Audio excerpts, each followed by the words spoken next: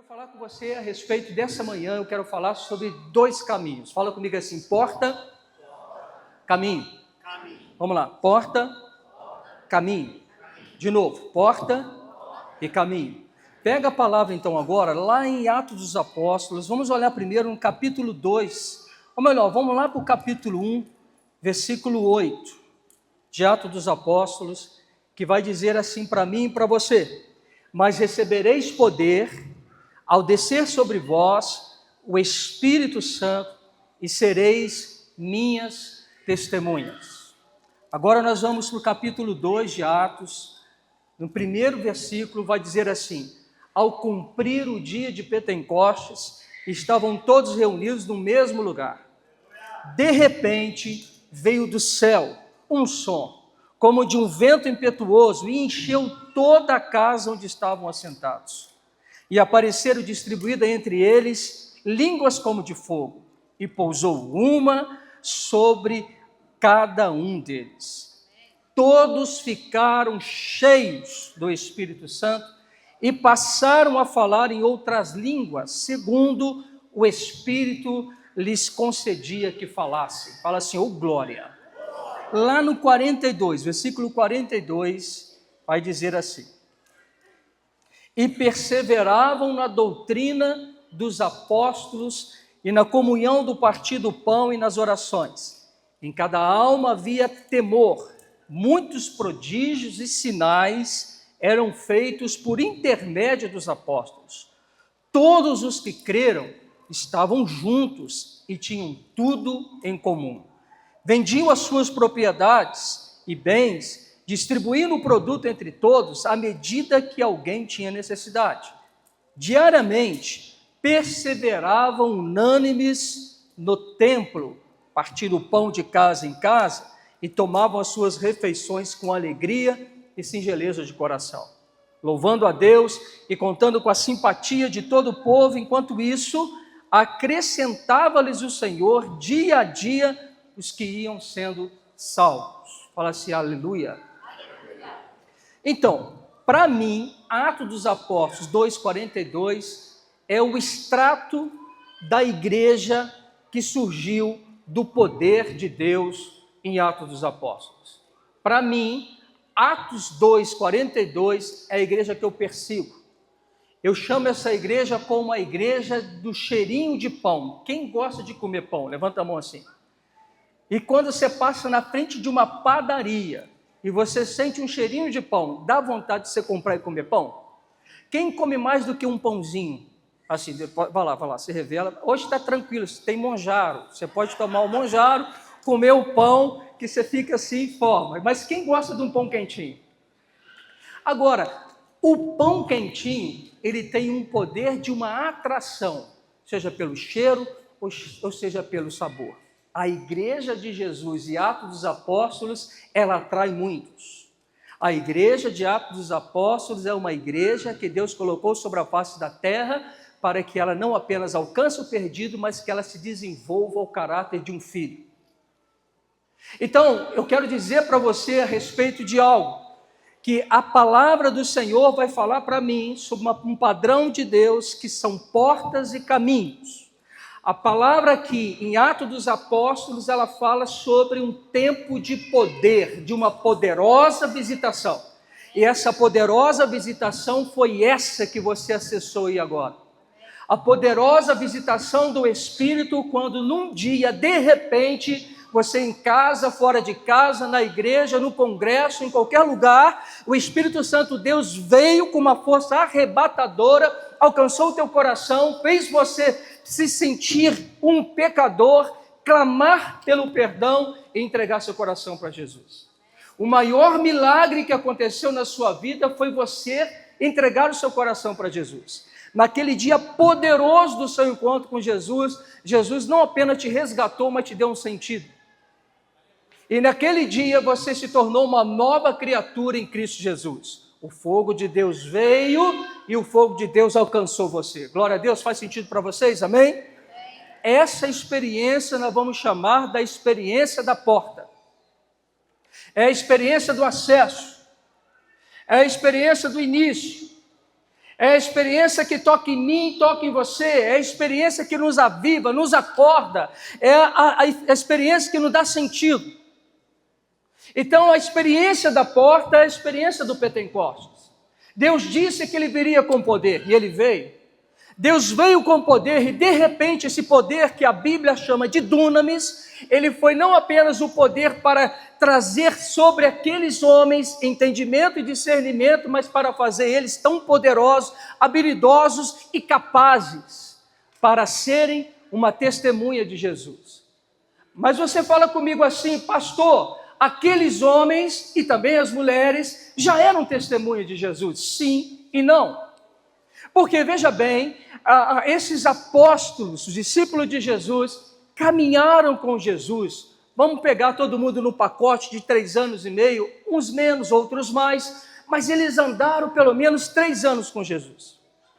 Eu quero que você me ajude, eu esqueci aqui agora, eu queria que você pudesse falar comigo qual experiência, ou qual testemunho que esses discípulos viram Jesus fazer. Fugiu, esqueci. Me conte um. Eles viram Jesus andar sobre as águas. Teve um que não apenas viu, ele também andou. Pedro, mais o quê? Vai. Curar cego. Eles viram Jesus curar cegos. Mais um, me ajuda aqui. Curou os leprosos. Ok. Mais um, está ficando bom. Ih, agora deu tumulto, vamos lá.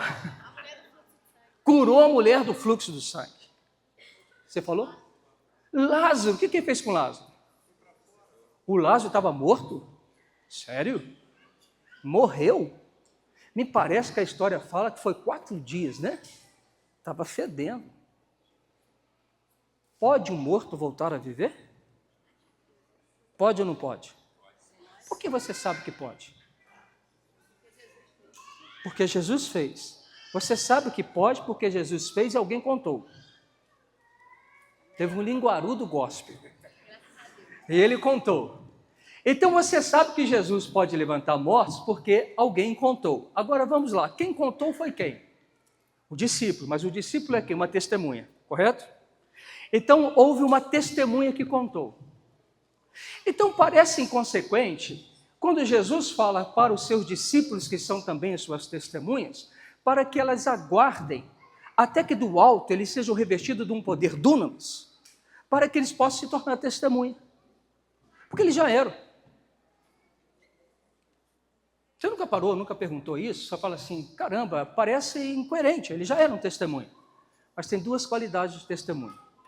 A primeira testemunha, ela só conta história. A testemunha de Atos dos Apóstolos escreve a história. A testemunha de quem não recebeu o poder de Deus é contar a respeito da vida de outros. Eu vi Jesus fazendo isso. Eu estive lá. Eu narrei os fatos e são verídicos. Mas esse tipo de testemunha Jesus não quer. Jesus não quer testemunhas que apenas contam histórias. Jesus quer testemunhas que com ele escrevem histórias. Por isso são homens de antes e mulheres de antes e de depois. Porque quando você fala da sua vida, você fala com propriedade, com autoridade de lugares aonde Jesus tirou você. Você não conta uma história, você relata uma história de poder de Jesus, do Espírito Santo, sobre a sua vida. Então, é necessário que a igreja ela seja revestida de poder.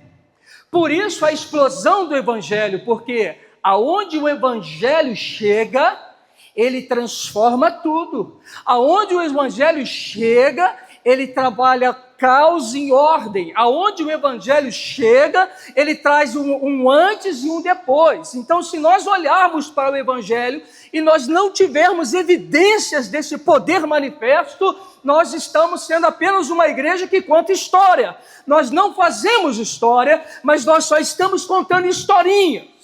que não interferem, não mudam e não tocam na vida de ninguém. Por isso, a explosão do Evangelho faz com que a igreja seja o que ela foi chamada para ser, uma igreja poderosa. Amém? Faz sentido para você? Faz sentido? Levanta a mão e fala assim, glória a Deus. Então, para todos nós temos uma experiência de porta. É a experiência dos céus abertos. É a experiência lá do bloquinho de carnaval da igreja, esse bloquinho é santo e gospel, mas lá salva a gente. No outro bloquinho, faz as pessoas se perderem. Então, quantas pessoas não teve um encontro com o poder de Deus no retiro de carnaval? Talvez alguém que está aqui me ouvindo nesta manhã teve esse encontro agora, alguns dias atrás. Você encontrou com o poder de Deus. A porta abriu para você. Ok? Amém, glória a Deus. Agora veja bem, a descida do Espírito Santo, ela não gerou apenas uma igreja poderosa, mas ele revelou um modo eterno de como viver posteriormente o poder do Espírito. Mais uma frase, o Pentecoste foi um evento, mas também foi o início de um caminho. Gente, a igreja de Atos nasceu em poder, mas não viveu apenas de manifestação. Ela perseverou na doutrina, na comunhão, no partir do pão e nas orações. O texto não descreve apenas milagres, mas um estilo de vida inaugurado na terra. Por isso eu tenho Atos 1, eu tenho Pentecostes 2:1 e tenho 2:42, porque aquele poder que desceu, aquele poder manifesto, gerou uma cultura, um comportamento, uma mentalidade, que começou então agora a colidir com as culturas das suas eras e épocas. Por isso, o apóstolo Paulo disse para não nos conformarmos com o mundo, mas transformá-los pela renovação da nossa mente. Existe um culto que nós precisamos dar a Deus, que é o culto racional. Faz sentido para você, amém? Agora, o fogo caiu sobre quem? Pentecostes. O fogo caiu sobre quem? Deixa eu melhorar isso. O fogo caiu numa instituição ou o fogo caiu em pessoas? Quem foi? O fogo caiu sobre pessoas. Igreja, estava brincando com a minha liderança, brincando não, falando sério. Eu estava falando com eles a respeito da visão que Deus nos deu, como comunidade Vida Church, falou direitinho. E a visão que Deus nos deu como comunidade Vida Church é de ser uma igreja para a cidade. E então a gente contempla uma cidade sendo alcançada. Deus, quando disse a mim, ele falou assim, eu não estou chamando você para ser pastor de uma igreja local, mas pastor de uma cidade. E eu confesso a você que uma das minhas grandes angústias é o como isso vai se dar. Eis-me aqui, mas como faço isso? E aí eu compartilhando com eles, eu pedi o pessoal da mídia, eu reuni com o pessoal da mídia. Falei com eles assim, feche os olhos, por favor, pensa na igreja. Eles pensaram na igreja. Aí depois eu falei, abre os olhos. Eles abriram. E eu falei assim, agora desenha a igreja que você viu e pensou. Se nós tínhamos 10 pessoas reunidas, 10 pessoas fizeram a igreja que você faz. Qual a igreja que você faz? Uma torre, não é assim? A gente não sabe desenhar, né? A gente faz uma torre, assim a gente bota uma janelinha, uma portinha. Em cima da torre tem um quê? Uma cruz. Ninguém desenhou a igreja, ele, pessoa. Ninguém desenhou a igreja, sendo eu e você, cada um de nós, como templo da habitação do Espírito. A gente pode achar que é uma coisa... Não, o que isso tem a ver? Nós estamos lidando com paradigmas que colocaram dentro de nós durante muitos anos, que roubou de nós a força do que de fato é uma igreja. Igreja é uma casa de homens e mulheres cheios do poder do Espírito Santo, que vão para todos os lugares dessa cidade, fora dessa cidade, para outros lugares, sendo uma mensagem. Esta igreja, ela é imparável. Esta igreja, ela não se reúne apenas no domingo, ela é igreja de segunda a segunda. Mas com a nossa visão limitante da igreja, então eu entro na igreja, então domingo é dia de ir à igreja, então eu vou à igreja. E aqui eu penso que igrejar é apenas adorar, ouvir uma palavra, lidar com amigos, isso também faz parte do que é ser igreja, mas isso não define a totalidade da igreja. Então, quando nós pensamos na explosão do evangelho, nós pensamos nesse evangelho que pegou Pedro e fez ele fazer uma pregação que 3.000 pessoas converteram. Eu tenho um discipulador, um pai de fé, que é o apóstolo Mano. O apóstolo Mano, ele fala com a gente assim: nós estamos para viver um grande avivamento, eu creio nisso. Vamos lá, quantas pessoas cabem aqui? Nathalie, pastora, quantas pessoas cabem aqui? Quem sabe melhor? Não, legal, não. Às vezes nem tanto, eu vou te mostrar que não é tanto que Jesus mandar, porque se for tanto quanto Jesus mandar, está limitado no espaço. Então vamos lá, quantas pessoas cabem aqui? Quem que é? 1.200 pessoas. Quantas pessoas tem Juiz de Fora? Quanto? 600.000 pessoas. Vamos lá, Pedro pregou. Quantas pessoas converteram numa pregação? 3.000. Se Pedro pregasse a segunda pregação, quantas pessoas iam ter? Uma pregação de Pedro, enche aqui, mas vai ficar apertado. A segunda pregação vocês têm que pensar em se expandir. Mas Pedro não pregou apenas em Jerusalém. Pedro, ele era uma mensagem, uma testemunha poderosa. Ele era o evangelho vivo de poder, aonde quer que ele ia. Por isso a igreja não deixou de crescer. Depois vem Paulo. E se nós estamos aqui porque tivemos aqueles discípulos poderosos. Então eu quero mexer com você. Você não pode se contentar em ser 1.200 pessoas aqui. Apesar de 1.500, 1.200 pessoas, é gente pra caramba. Mas você não pode pensar que está bom. Porque tem 600.000 pessoas só nessa cidade que precisa que você seja uma testemunha poderosa. Faz sentido para você? Sim ou não? A experiência da porta. Então, a experiência da porta, ela fala que Deus caiu sobre pessoas e não sobre prédios. Mas pessoas cheias do Espírito Santo se tornam uma casa bem edificada. Agora, vamos lá, vamos trabalhar essas portas. Então, a primeira porta é a porta do sobrenatural. Legal? Fala comigo, porta do sobrenatural. Ficou entendido isso? Você teve essa porta na sua vida. Agora, a experiência da porta nos impacta e a experiência do caminho nos amadurece. Estava conversando com um jovem, recém-convertido, teve a experiência da porta. A esposa dele conversando com a minha esposa, a pastora Érica, e ela disse para a pastora Érica assim: olha, o meu marido, ele é motorista de livre, o Uber aqui em Muriaé é livre. E agora eu fiquei sabendo, peguei no celular dele, que ele está, as pessoas ligam para ele e pedem para ele ir na Boca comprar drogas e levar para ele em domicílio. E a família, ela é uma família que está vivendo uma reconstrução.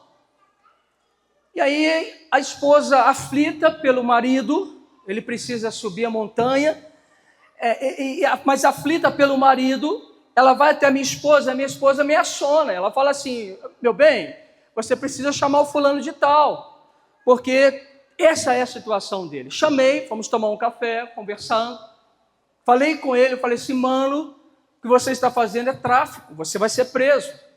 Aí ele disse para mim assim: não, mas é porque eu estou com uma dificuldade financeira.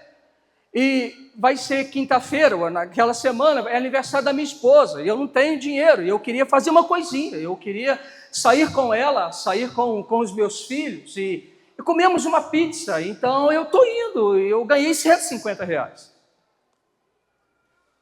Aí eu falei com ele assim, mano, vamos pensar numa situação hipotética, imagina você fazendo uma situação dessa, você está comendo a sua pizza, de repente chega a polícia, te leva preso, o desgosto que você vai deixar para sua mulher, desgosto que você vai deixar para os seus filhos, vale a pena vender a felicidade da sua casa por R$ 150? Não, pastor, eu não vou fazer mais isso. Aí Deus me deu um start, eu falei com ele assim, perguntei a ele assim, você lê a Bíblia? Você ora? Não, pastor. Aí eu falei com ele assim, mano, deixa eu explicar algo. Nós somos crentes. E o crente, ele lê a Bíblia. Porque como que você vai saber como é o coração do seu pai, se você não escuta a palavra que ele quer falar com você? Aí ele disse assim, mas eu não entendo as coisas que eu leio. Eu falei assim, isso não faz você parar de ler. Você tem que ler mesmo sem entender. Eu te provo isso. Estou vendo várias crianças pequenas aqui, correto? Tudo que vocês pais falam para as crianças, elas entendem de início? Não.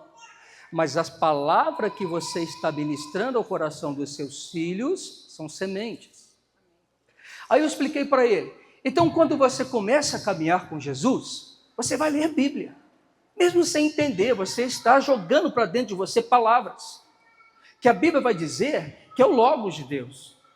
Mas, de repente, você está numa determinada situação e que o Espírito quer falar com você, ele vai acionar aquelas palavras que estão dentro de você. E, de repente, aquelas palavras começam a fazer sentido para você, que é o que nós chamamos do rema de Deus. Aí você está falando assim, então Deus disse para mim isso, isso, isso, isso. E eu disse para ele assim, eu me lembro que no início da minha conversão, eu olhava os pastores e eu queria ser como eles, porque os pastores, eles começavam a falar um texto, depois eles diziam, lá em Atos está escrito isso, lá em Êxodo está escrito isso, em Apocalipse está escrito aquilo outro, tal. Eu falei assim, você queria ser assim também, grande como aqueles pastores? Eu falei assim, eu quero ser como eles. Eu sou da época de José Irion, você também é dessa época, que pregava para as melancias. E eu falei assim, quando eu crescer, eu quero ser igual José Irion. O Bill esteve na igreja pregando, e eu me lembro que uma das chaves que ele liberou para a gente, ele falava que quando também ele, no início da sua conversão, ele fazia parte da igreja das irmãs de Coque. E ele olhava e olhava aquelas irmãs de Coque orando, chegavam na igreja, dobravam o joelho, oravam. Então ele falava assim, nós tínhamos os nossos heróis da fé. O irmão que nós olhávamos e falávamos assim, puxa, quando eu crescer eu quero ser igual aquele irmão. E aí ele nos fez uma pergunta intrigante, ele fala assim, hoje nós temos sido modelo para alguém querer ser quem eu sou? Agora veja, aí, nesse lugar em que ele estava conversando comigo, eu falei com ele assim, coloca a palavra para dentro de você e ora todos os dias. Eu olhava esses homens e falava assim, será que um dia eu vou ser como eles? Pela minha vida diária de dedicação, de leitura, de oração, hoje, eu vejo aquele jovem lá atrás, querendo ser como aqueles homens, e hoje fazendo aquilo que eu desejava fazer, num processo natural de quem caminha junto com Jesus. Se você não sabe o que Deus fala a seu respeito, se você não sabe o que Deus fala sobre a respeito do seu casamento, se você não sabe o que Deus fala a respeito da sua sexualidade, se você não sabe o que Deus fala a respeito de como criar filhos, se você não sabe o que Deus fala a respeito do seu ministério, como que você vai se tornar uma testemunha poderosa? Só dizendo para as pessoas que Jesus é amor? Então eu disse para esse jovem, eu falei para aquele homem, eu vou cobrar você. Todos os dias você vai ler um capítulo da Bíblia. E no final da semana eu vou perguntar a você o que você aprendeu. Quem acha que o conselho foi bom? Amém. Levanta a mão assim. Quem daria um conselho igual o meu dei assim? Quem poderia falar assim, pastor, se arrebentou, hein? Quem pode falar? Fala comigo assim, se arrebentou, pastor. O conselho foi bom. Na semana, ele comete um ato de uma violência doméstica contra a esposa. Agora outra abordagem. Agora ele vai ser preso. Mas esse caso não é o caso da Igreja Vida Church de Muriaé. Esse caso é o caso do colapso de uma sociedade e que está entrando dentro das igrejas. Esse caso, tomara que fosse isolado, aconteceu. Fortuitamente aconteceu um caso na comunidade cristã Vida Church. Juiz de Fora não tem isso. Tomara que fosse assim. Talvez eu estou falando para alguém que agride a sua esposa aqui.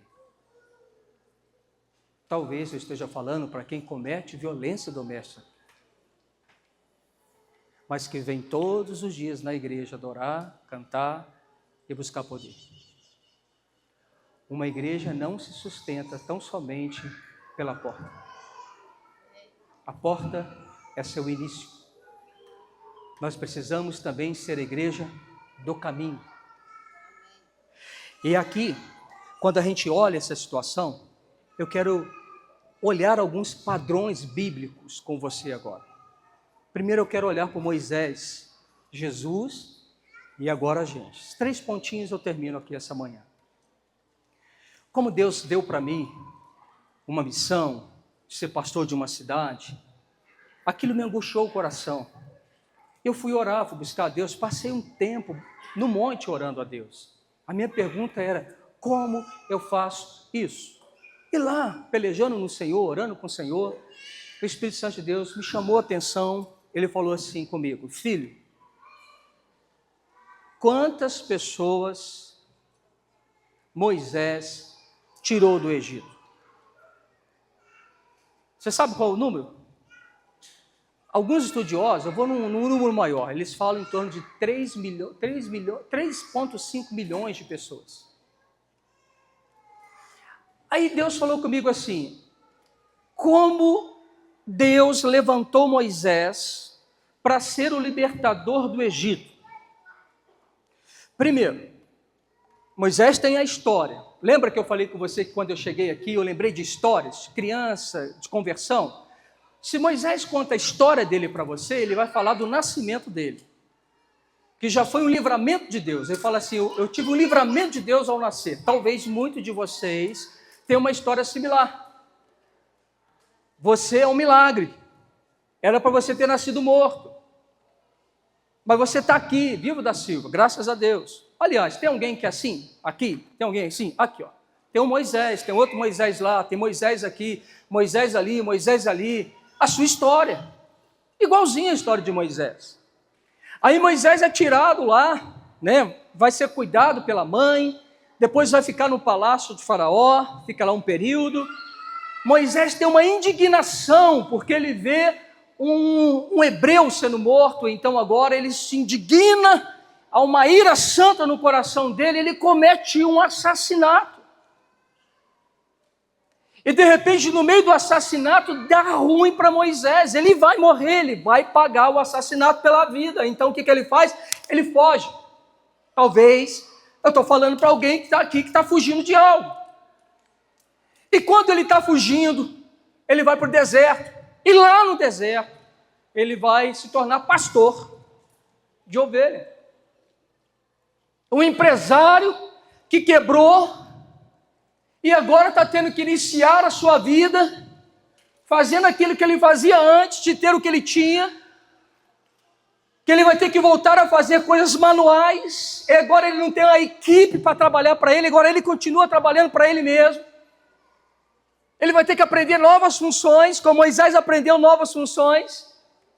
E de repente a experiência da porta chegou para Moisés. Porque ele vai buscar uma ovelha fujona. E ele vê um fogo queimando, um arbusto, uma sarça, e a sarça não se consumia. Ele olhou para aquilo e disse assim, se ele fosse mineiro, ele vai falar assim, uai, que trem é esse? E ele chega lá perto da sarça. E quando ele chega perto da sarça, ele escuta, tira o pé, a sandália dos teus pés, porque o lugar que você está é terra santa. Então ele fala assim, opa, o assunto aqui é sério. Eu estou falando com alguém que é seríssimo. E eu não posso entrar de qualquer maneira na presença dele. tirou as sandálias e entrou na presença. E quando entrou na presença, Deus começa a falar da angústia do coração de Moisés. Mas mais do que isso, Deus começa a mostrar para Moisés que Deus sabia e conhecia o coração dele. Deus viu toda a trajetória de Moisés. Eu fico imaginando, eu brinco, que se Moisés ele tinha uma tendência a ser tradicional, no fogo de Deus ele virou pentecostal. Porque na hora Deus falou assim, eu desci a fim de livrá-los. Meu irmão, pensa bem, você está tendo um contato com Deus e Deus fala assim, Moisés, eu, Todo-Poderoso, Criador dos céus e da terra, vou resolver essa bodega. Estou descendo e vou resolver tudo. Meu irmão, você parece que gosta de rodar no mistério. Então ele pegou, ele deve ter dado aquela rodada de mistério, deve ter falado um monte de língua estranha. Aleluia, ele venceu, ele vem, agora ele vai ver. Na hora que acaba o êxtase, Deus fala com ele assim, vamos lá, vai você a Faraó. Aí ele gagueja. Aí ele fala, eu?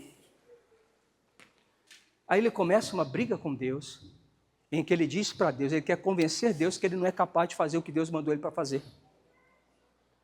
E Deus insiste com ele e fala assim, não é sobre você, é sobre mim. Não é sobre você poder, eu posso. Eu escolhi você. E Deus força Moisés, para que Moisés pudesse ir a Faraó. O ponto da dor, do medo, se tornou o ponto do desafio. E Moisés agora, ele tem a experiência da porta. E agora ele está todo bombadão de Deus. Eu tenho um rapaz lá na igreja que ele fala assim, ele está endeusado. Né? Eu gostei, porque tem gente que está endemoniado, cheio de capeta. Quando está cheio de Deus, você está endeusado. Então ele estava endeusado. E ele endeusado, ele chega, confronta Faraó, e Deus começa a fazer o que na vida de Moisés? Fala comigo assim, sinais e maravilhas. Fala, sinais e maravilhas. Fala bem alto para mim. Sinais e maravilhas. O que você vê no ministério de Moisés são sinais e maravilhas poderosos. E quando Deus começa a usar Moisés nos sinais e maravilhas, acontece algo incrível. Sabe o que acontece? Todo o povo hebreu olha para Moisés, mas todo o Egito olha para Moisés. Ele era notícia dos telejornais da época, ele era notícia dos barzinhos, ele era notícia das fábricas, ele era notícia de todo mundo. Deus colocou Moisés em evidência para o seu povo e para o Egito, porque Deus trouxe manifestação de sinais e maravilhas. Por causa do poder de Deus, Deus atraiu os olhares de um povo para ele. Então Deus me respondeu uma pergunta de como. E Deus disse assim, e eu falei assim, puxa, lá são 3.500.000, Muriaé 120 mil, e a gente pra caramba. Juiz de Fora são 600.000 pessoas, e a gente pra caramba. Como que eu vou falar o coração desse povo? Isso é coisa de Deus, e normalmente o padrão de Deus é manifestar sinais e maravilhas através dos teus homens poderosos e mulheres poderosas. Aí então, Moisés vai aprender algo mais. Moisés, veja bem, o que você acha, qual frase fica melhor para isso? Moisés liberta o povo do Egito ou Moisés liberta o povo para o propósito? Qual frase é melhor? Qual frase você ficaria com ela? Moisés libera o povo para viver um propósito. Porque se você pensar que Moisés libera o povo do Egito, você não vai cumprir um propósito. Se você imaginar que Deus te tirou da vida da qual você levava, que Deus tirou você da sua vida de muito pecado, que Deus tirou você da vida de muitos traumas, que Deus tirou você das falências, se você acha que Deus está só interessado em tirar você desse lugar chamado Egito, você não vai entender que Deus fez isso para te levar para viver um propósito maior do que ser livre daquilo que um dia nos escravizou. Deus tem mais do que te tornar um homem livre, Deus tem mais para fazer de você uma pessoa poderosa. Então Deus, Ele está libertando o povo para que o povo possa viver o seu propósito. E quando o povo está indo para viver o propósito, Moisés então aprende uma segunda estação. Não se vive propósito se não se conhecer uma palavra. Moisés fala assim: Moisés, eu quero falar contigo, sobe no Monte Sinai. E Deus entrega então a lei para Moisés. Moisés agora, ele é um legislador. Ele foi um libertador, agora Deus está levantando ele como legislador, porque Deus precisa gerar cultura. Deus precisa distinguir o seu povo a respeito dos povos da terra. Deus precisa levantar um povo santo, um povo íntegro, um povo que tem a palavra do seu Pai nos seus lábios, que maneja bem a palavra da verdade e não tem do que se envergonhar. Então Deus inaugura uma segunda estação, a estação da palavra. E lá no monte Deus está falando comigo. Eu faço os sinais e as maravilhas. Mas os sinais e as maravilhas não é o ponto final. É o início. Para que nós possamos avançar. Para que a gente possa receber palavra. Para que a gente seja o povo da palavra, que educa na palavra. E quando eu achei que já tinha terminado, Deus fala comigo assim: mas Moisés não foi apenas um libertador e aquele que trouxe a palavra. Moisés foi o adorador. Aleluia. Porque Moisés teve a visão do tabernáculo. E na visão do tabernáculo significa a visão do adorador, que é a visão dos íntimos. Tudo te leva para o lugar íntimo. Todas as estações do tabernáculo, o altar do sacrifício, a bacia no qual nós nos lavamos, o lugar santo do candelabro, te leva para o Santíssimo, o lugar aonde cessam as nossas vozes e soa a voz do amado. Então Deus disse para mim: filho, eu uso sinais e maravilhas, mas eu também dou o poder, exousia à igreja, que é a autoridade. A Bíblia em Mateus fala que as pessoas olhavam Jesus falando e pregando, ele fala assim: ele nos ensina diferente, porque ele nos ensina como quem tem autoridade. E aí, o que nós temos aqui? Então Deus disse para mim: é assim que eu alcanço uma cidade, é assim que eu alcanço o mundo através da minha igreja. Sinais e maravilhas, palavra e adoração. Desta forma Deus está alcançando nações. Mas eu acho, apenas uma observância minha, não sei se os pastores pensam igual, mas eu acho que Satanás está tirando da igreja o valor da palavra e da adoração, para fazer com que a gente seja um povo do entretenimento e do espetáculo, das sensações e dos sentidos. Porque naquilo que a gente precisava ser mestre, nós ainda temos sido como crianças. Naquilo que a gente deveria ter vencido, ainda tem nos vencido. E eu entendo que o Espírito de Deus, ele está fazendo com que os profetas, eles possam dizer isso. Eu não fui no Descende desta vez, mas o meu espírito estava no Descende, e eu percebi que uma das mensagens do Descende foi preparar o legado da próxima geração. Irmãos, Moisés aprendeu que ninguém se sustenta com apenas a experiência da porta. Tem que ter experiência do processo do caminho. Aí vamos para Jesus. Vamos ver se se repete isso. Jesus veio, pregou o Evangelho. Jesus operou milagres? Sim ou não? Quando eu perguntei a vocês a respeito das coisas que eles eram testemunhas, todos nós, e até eu, falamos dos milagres miraculosos que enche os nossos olhos. Mas ninguém disse que Jesus ensinou os discípulos a orar. O mais incrível, os discípulos oravam, mas oravam errado. E na verdade, Jesus só ensinou eles a orar porque teve algo que chamou mais a atenção dos discípulos do que os milagres. A intimidade de Jesus com o Pai. Os discípulos viram muitos milagres, mas eles viam Jesus depois de um dia exaustivo, na madrugada, orando, 1, 2, 3, 5, 8, 10 horas. E eles ficaram impressionados com a oração de Jesus e com a intimidade de Jesus. Aí Jesus fala assim com eles: milagres, ok? Está comigo? Primeira porta, milagres, ok? Primeira porta, milagres.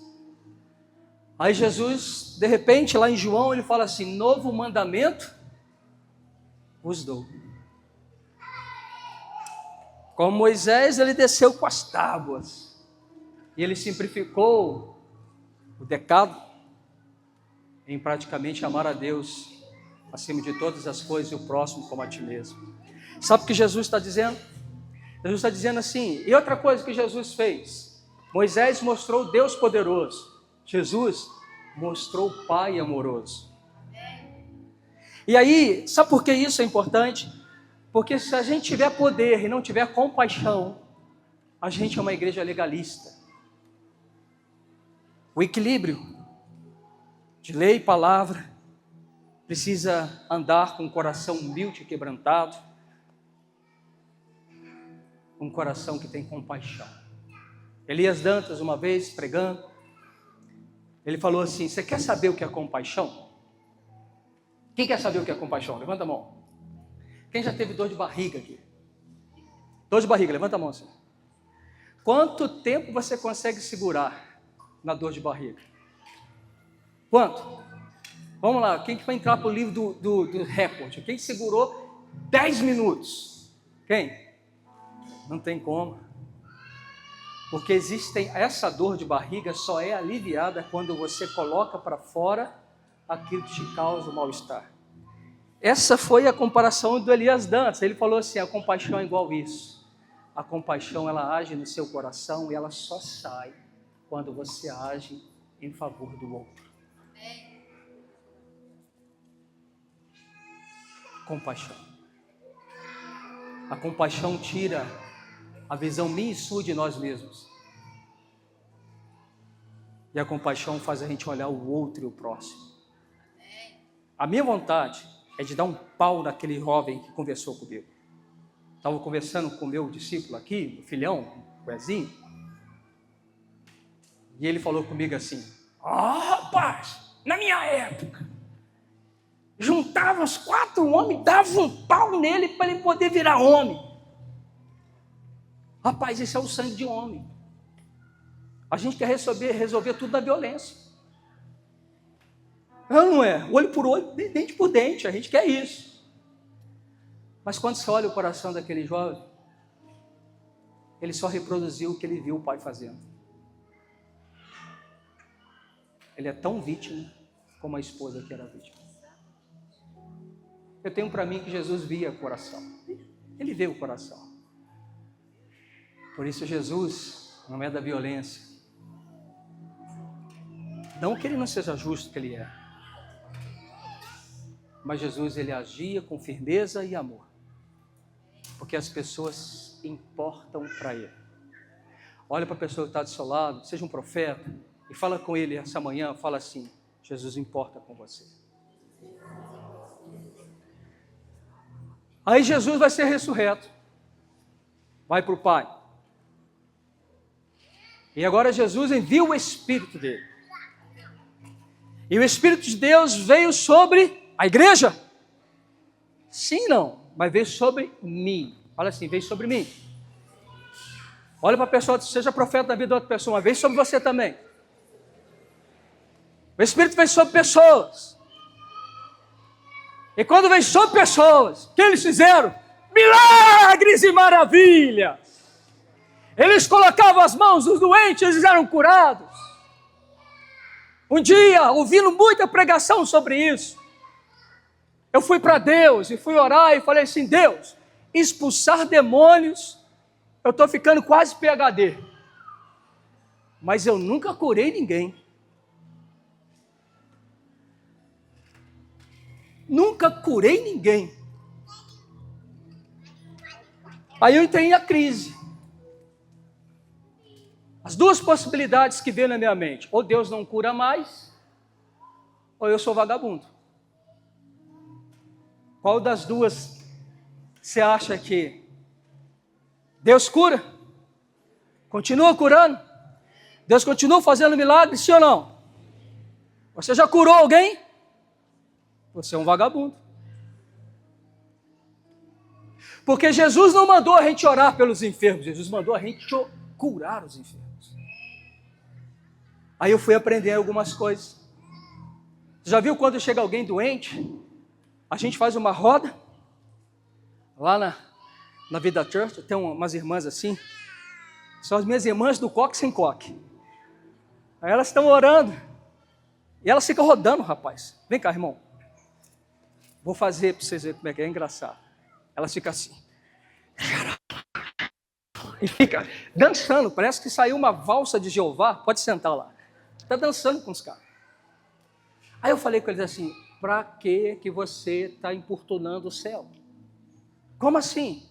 Ele já te deu o poder para curar, então você não tem que ir lá para Deus. Deus cura, fulano, você cura. Então você dá comando à doença, você manda ela embora. Sai em nome de Jesus, ela tem que sair, meu. Aí, o Espírito Santo começou a fazer uma revolução no meu coração. E eu falei com ele assim: eu não quero mais ser o pastor que se esconde atrás do púlpito. Porque está aqui para falar para vocês, para quem já tem a experiência, muito fácil. Então eu comecei a ir para a rua. Eu não podia ver um aleijado, que eu ia até ele. No supermercado, nas calçadas, em vários lugares. E eu perguntava assim: o que aconteceu? Ah, aconteceu isso. Posso orar por você? Posso curar você? Pode. Fiz a minha primeira oração. Quem acha que fulano foi curado? Levanta a mão assim. Pastor se arrebentou, foi curado logo de primeira. Quem levanta a mão assim?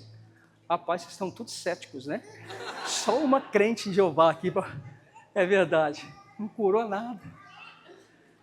Mas sabe o que eu percebi? Todos por quem eu orei receberam o amor de Deus. Todos sentiram um peso saindo sobre eles, choraram e me agradeceram. Sabe por quê? Porque ninguém percebe mais ninguém. E no meio da multidão alguém percebeu alguém. Aprendi que o primeiro milagre é o milagre do amor. Um dia, eu estou indo numa reunião da igreja de idosos, contra a minha vontade. Não queria estar lá. Mas pelo ofício pastoral, a gente faz algumas coisas que a gente não tem vontade, não é assim? Não, vocês não, só eu, tá? E cheguei lá, tinha um homem cego. Eu orei por ele. Quantos de vocês acham que o homem foi curado? Levanta a mão. Vai, gente, pode levantar, foi curado. Meu primeiro cego que Jesus me permitiu curar. Recentemente, uma moça da igreja me procurou e disse assim: pastor, você lembra aquela casa que você foi lá pelo meu parente, que ele está paraplégico, é crente e está na cama? Lembro. Você lembra daquela menina que era cuidadora? Lembro. Você lembra que quando você saiu da casa, ela pegou a gente no portão e ela falou que ela estava com câncer no pescoço? Lembro. E que ela ia no médico naquele dia, na terça-feira? Lembro. Pois então, isso passou um tempo. Ela me encontrou e ela pediu para te falar que ela foi curada do câncer. Aleluia! Uau! Aí eu falei assim: que bênção! Existem orações de cura que nós vamos fazer que a gente vai saber que positivo. Existem outras que você vai achar que não foi positivo e que talvez vá dar positivo depois. Mas tem aqueles que talvez não vão ser curados aqui, mas eles não entrarão no céu enfermos e doentes. De uma certa forma, vai cessar todas as dores, porque Ele é fiel, porque Ele disse que é fiel. Mas eu precisei, em um momento do meu ministério, permitir que o Espírito Santo trabalhasse com o vagabundo que eu era, por não ser operoso nas curas. Eu precisei falar com o Espírito Santo, muda isso em mim. Processos do caminho. A igreja sob o poder do Espírito Santo, sabe uma coisa legal? A igreja cheia do Espírito Santo não é mais órfã. Deixa eu falar para você que é órfão, que cresceu sem referencial do pai, de uma mãe. Eu tenho percebido como é difícil e trabalhoso trabalhar no coração de um órfão. Mas se o Espírito Santo está em você e você está cheio, você não é mais órfão. Sabe por quê? Porque Deus está em busca de verdadeiros adoradores que o adorem. O Pai está em busca de verdadeiros adoradores que o adorem em espírito e em verdade. Só adora quem é filho. Então o Espírito Santo tira a sua orfandade, a sua limitação, a sua visão distorcida de você mesmo. A sua experiência da porta te dá destino, mas a sua perseverança de fé te faz amadurecer. Eu não sei se isso faz sentido para você. Quero terminar dizendo para você a respeito de uma pregação que eu ouvi agora, essa semana, do Bispo JB. Alguém conhece o Bispo JB? Já ouviu a pregação dele? Alguém aqui? Pesquisa lá na internet, o profeta. JB estava falando da experiência do Carmelo, do profeta Elias, que sobe no Carmelo contra os profetas de Baal. Você lembra dessa história? Quem está lembrando? E de repente o fogo veio do céu e lambeu lá o sacrifício, a água da beira, e todo o povo viu que Deus é Deus e Deus é maior do que Baal. Experiência da porta. Aí ele dizia assim, olha que interessante, vou até ler a frase dele. Ele falou assim, olha que interessante a frase. O fogo caiu, Deus foi rebelado, Baal foi humilhado, mas Jezabel permaneceu no palácio. Jezabel chegou, lançou uma palavra de intimidação para o profeta e o profeta teve o burnout.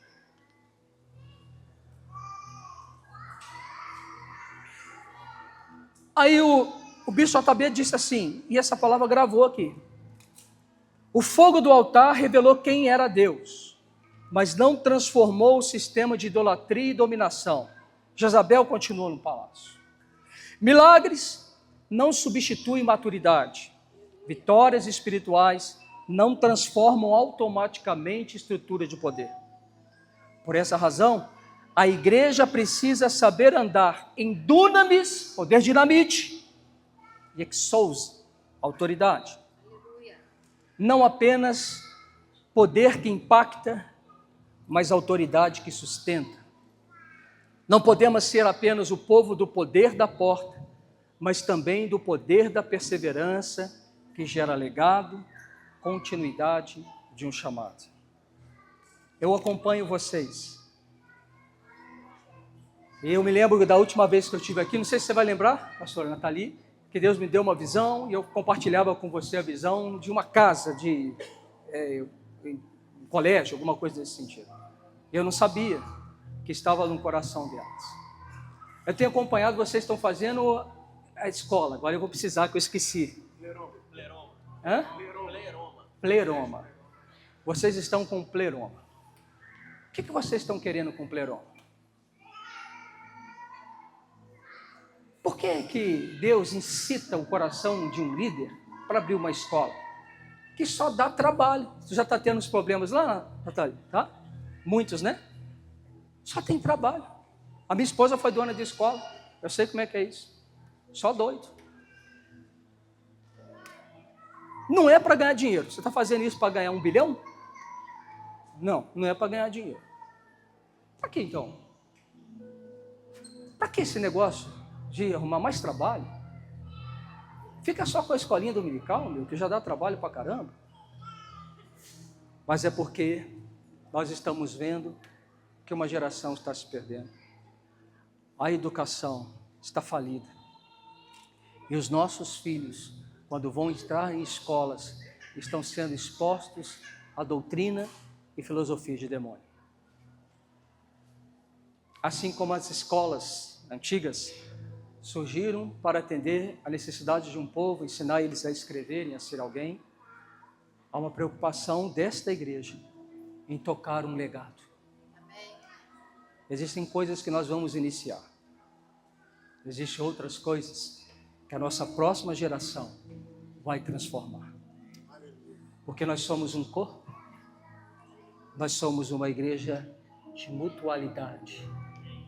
O que eu semeio aqui pode ser que floresça daqui a alguns anos, mas sempre vai florescer.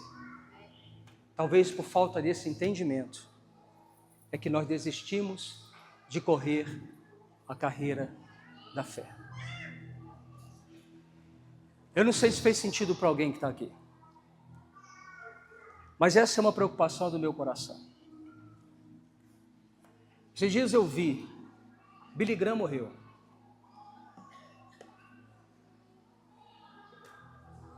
Fundador da Jocum, como é que chama? Lori Kahneman, morreu. Alguns grandes homens da fé estão morrendo. Quem vai levar adiante o que esses homens iniciaram? Nós não vamos levar adiante sendo só a igreja da porta. A porta é precisa ter e é necessária. Mas nós vamos levar isso adiante com a perseverança do caminho. Termino de verdade, trazendo uma indignação do meu coração para vocês. Aí eu quero falar para homens. Homem tem que ser homem. O que você quer dizer com isso? Homem é homem porque tem responsabilidade. Quantos de vocês são casados aqui? Quantos de vocês são casados e têm filhos? Sobre os teus ombros, você tem uma responsabilidade de educar os seus filhos, cuidar da sua esposa. Quantos de vocês são empresários e têm funcionários que trabalham para vocês? Indiretamente, você é responsável pela provisão dos seus funcionários. Quantos de vocês entendem que você tem um chamado de Deus? Levanta a mão. Você tem a responsabilidade de manter íntegro e crescente o chamado de Deus na sua vida. Homens não andam por sentimento, por senso de responsabilidade. Por isso, eles sacrificam o que tiver que sacrificar. Meninos andam por divertimento. Meninos não assumem responsabilidade de nada. Porque menino só sabe brincar. Nós estamos precisando que a igreja tenha sacerdote, homens de verdade. Homem, você pode ser tentado a adulterar, mas não adultera porque você tem uma responsabilidade com a sua esposa, com os seus filhos, com a sua igreja, com o seu ministério, com o nome que está sobre você, que é o nome do nosso Senhor Jesus Cristo. Homens controlam o sentimento para viver um chamado. Filipenses, escritor de vários livros. Recentemente ouvimos falar sobre ele. O homem que impactou gerações com seus livros caiu no adultério. A igreja precisa voltar a ser santa. A igreja precisa amar o caminho.